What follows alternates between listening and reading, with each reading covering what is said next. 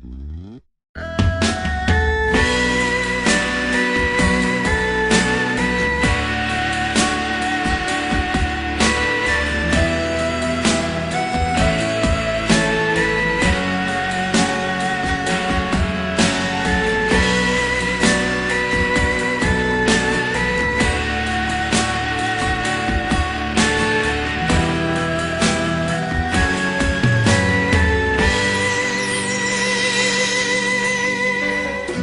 ្នេហ៍ក្បត់មកដល់ទុកសោកខ្វាយខ្វល់ចង្អល់ផ្លូវចិត្តគុំញៀបជី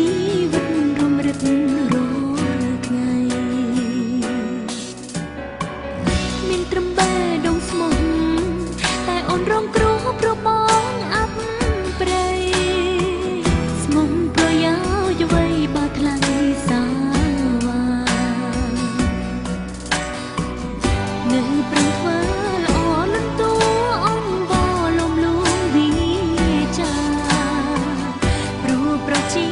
វ៉ាចំជ្រឹងទាំងពីរ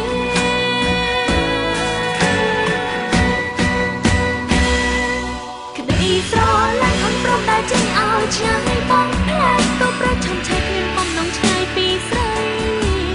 តែអារម្មណ៍មិនអាចព្រមយកលើមួយដែលមនុស្សបីកាត់ភក្តីរំលែកใจឲ្យអ្នកផ្សេងចាប់ត្រីដៃពីជីវិតគឺអូន